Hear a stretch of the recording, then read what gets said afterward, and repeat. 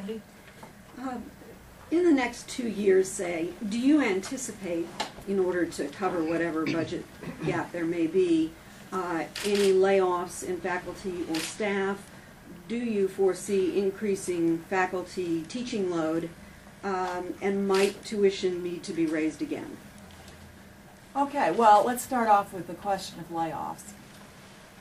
You know, not being able to predict the economic future, I don't want to be committed to a policy of never. But I would say in general that a university is above all an institution of human capital. And when you get rid of some of your human capital, you haven't just reduced your operating budget, you've reduced your balance sheet. Because you've gotten rid of what is most important to you, your human capital. So I view layoffs as a very last resort. You know, and again, I won't say never, but that would not be something I would look to first. I will say that in a large institution such as this one, you do commonly have reorganizations of various types. And you may find that you've got a redundant position or two, you may have a reduction in force. But if you're talking about mass layoffs, not something I anticipate. You also asked whether tuition would have to increase. I would have to say that that is something we would examine every year as part of the annual budget process. And so at this time, I wouldn't make any prediction about it. There was one more part to your question. Teaching load. Teaching load. Well, I think that one thing faculty always want to look at is how we can teach better and how we can work smarter. That doesn't necessarily, there are two ways you can increase your teaching load. One is you can teach more courses, and the other is students could learn more in the course you teach. I'm really interested in that second type. Students could learn more in the course you teach. Because I think all of us can look at some of the new pedagogies and the ways that helps students learn the material better. We might, you know, at some point you might want to ask Dr. Garson, for example, how the medical school has reorganized its curriculum in ways that really increase the learning of medical students. And change faculty workload. It's not necessarily a lighter workload, but it's a different kind of workload because you do more work with small groups of students instead of big lecture halls of students. So I do think we need to think about productivity and efficiency. The other thing you need to think about when you talk about faculty workload is at a residential university such as this one, faculty members are teaching not just when they're in an organized classroom setting. They're teaching in laboratories, they're teaching when they meet with small groups of students, they're teaching in their office hours. They're having contact with students many, many hours a day. One of the beauties of the University of Virginia approach to education is actually this very close interaction between students and faculty, which is maybe exemplified by the lawn where they live together. And so the learning goes on much more than just during the daytime hours when the classes are in session. The learning's going on all the time. And that's an important part of the teaching load here that's maybe hard to quantify, but it's part of what makes us a really, really special place. Kathleen? Have you had the opportunity yet to meet with or talk to anyone in the local government here in Charlottesville and Albemarle? Yes, well, I have met with the school superintendent and with the president of the community college, and also with the Albemarle County school superintendent. I have talked with some of the local officials by phone, but haven't yet met with them. But of course, I do plan to do that. Being part of this community is very important to me. It's very important to the university, and so I intend to do that. My approach to getting acquainted has been really to start on grounds first and then to spread out in concentric circles. Henry? The academic year ended on kind of a sad note with the killings. Where do you see yourself in this university's role moving forward in having students be aware of domestic violence, maybe report it more, and not be silent? How do you handle that coming into this academic year? Well, that's it's a very important issue, and as you say, it was very sad. I was deeply affected by it in Ann Arbor, and of course not able to do anything, but you know, but very aware of the responsibility we have at universities because the parents have trusted us with their greatest treasure, which is their sons and daughters. And we want to keep this environment as safe as possible. On the other hand, we can't build a bubble around the grounds. And so the forces in the larger society intrude on the grounds. And things that happen, bad things that happen in everyday life also happen on the grounds. Having said that, we've put a real emphasis this year on student safety and on getting the message out about student safety.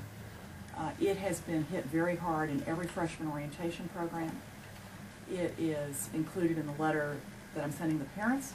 It will be included in my message to the parents when they're here for that opening weekend. All students will attend some mandatory sessions about it. But one of the other things that I think is really promising is a movement from the students themselves, and they call this movement Get Grounded. And 4 of the large student organizations have volunteered to come back early to take training in what's called bystander training, which is how to get involved and not stand by passively when you see something bad happening. And this is a train-the-trainer model. Those students are then going to go off and train other student organizations to try and spread this information among many students around the grounds. And on September 24th, we're going to spend the day on grounds involving all of our stakeholder communities in talking about some of the issues involved in developing a caring community where we respect one another and take care of one another. And so you'll learn more about that as we go on. But that's one kind of response, and I'm really heartened that the response is moving in actually from all directions, including the students themselves. I think that's very important. Ryan? Actually, piggybacking on what Henry asked about, something else that came out of the murder at the end of the year was the president had advocated for some changes in law, things about that police would notify universities when students are arrested elsewhere and some other things. I'm curious, will you be picking that up? Do you see any other changes in law that you would advocate for that came out of this? Well, you know, turning first to our own responsibilities before we go try and change laws. Since 2004, there has been a requirement, I understand, in the student handbook that students report arrests that they've experienced and convictions, of course, to the university. And so my understanding is that we are now changing this from a passive notification system to a more active notification system in which students will be asked to verify before they register that there have not been any arrests or convictions that they have failed to notify us about. And it will be an honor violation, and it will say that it will be an honor violation not to tell the truth. And this will be a hard stop before you can register.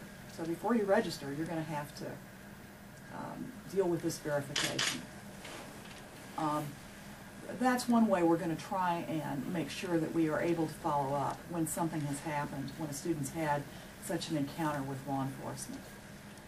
In addition, athletes are required to tell their coaches within 24 hours if they have had such an encounter with law enforcement. And if we discover that they have not so informed their coaches, there are going to be appropriate sanctions taken by the athletic department. So we're going to start that way. If the General Assembly wishes then to pursue legislation requiring police departments to notify us, that will be good for the Commonwealth of Virginia, but our students come from other states as well, and they travel in other states as well. And so for that reason, I'd actually like to rely on student self-reporting, because I don't think we can require all 50 states to tell us what happens to our students when they're somewhere else. You know, I really hope this is not going to be something that we have to do a lot of. I would much prefer that our students not have entanglements with law enforcement over such issues. We, by the way, will also, you know, be careful in dealing with this information not to violate the rights of students. An arrest is not the same as a conviction, and I'm well aware of that. Yeah? Hi. At some colleges and universities, some presidents have come together and have said that the drinking age should be 18, not 21. They say, you know, it's hypocritical that, you know, universities know that drinking is going on, but it isn't, it's sort of turned a blind eye towards. Do you think, where do you kind of stand on this issue? Do you think the drinking age should be moved? And do you think maybe that would solve some problems? when I was in college, back when the Earth's crust was cooling, the drinking age was 18 in some states and not others. I went to college in Michigan. In Ohio, the drinking age was 18. I can't tell you how many terrible traffic accidents there were from students who'd driven to Ohio for purposes of drinking and then come back to Michigan. And I don't know that lowering the drinking age, will solve such problems. Our bigger problem is behaving responsibly when you've been drinking. I do think many college-age students have gotten the message that you don't drink and then drive, and that's good. There are many more messages to be given, however, about how you metabolize alcohol, about the effects alcohol has on your body, about why it is you are drinking. In Europe, it's very common to drink with meals, and it's part of conviviality, and teenagers learn to drink with their families in a social setting. They learn to associate wine with food. Unfortunately, for many students, they've disassociated the alcohol from the food and the alcohol from the family social setting. Too often the objective is to get drunk. That's a really bad objective. Whether you're 18 or whether you're 38 or whether you're 68, that is a bad objective.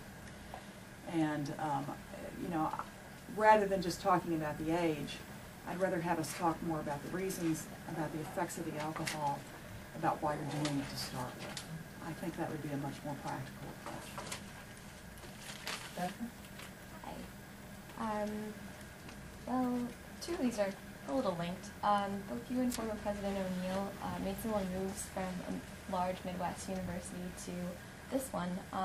And have you leaned on him or President Castine for advice? And if so, what have they told you?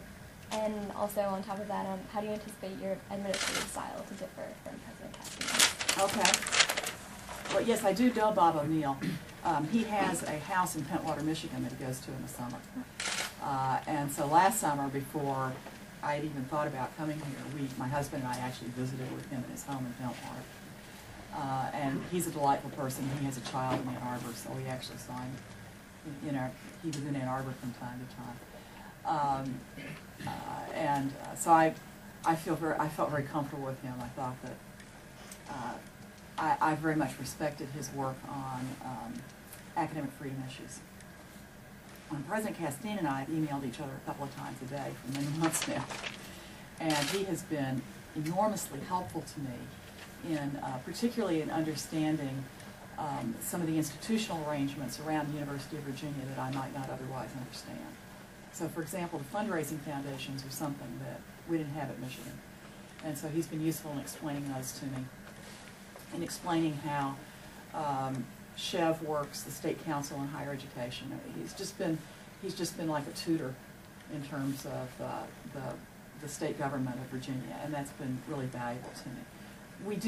We phoned each other occasionally, but mostly we do work with email, and I've really appreciated that. That's really terrific. In terms of style differences, I would say it'd be hard for me to judge that at this point. I certainly do have my own style. You will probably be more aware of what it is than I will be. But I did start this week with a meeting with the vice presidents. I do believe in having fairly regular staff meetings. I think that's an important way to share information, and I am encouraging other units inside the institution to have frequent staff meetings for purposes of sharing information, because I think that's very important for all of us. In a big institution, sometimes, surprisingly, there's an information gap, and people think that they don't know what's going on. Sometimes it's because there's nothing going on, but when people don't get information, they get anxious. So that's one of the reasons I've encouraged that. But I think you might turn to either Tim or Leonard and see if they think the style is different, because actually I can't tell you that. I wasn't here with President Castine as leader, so I don't know what his management style was like.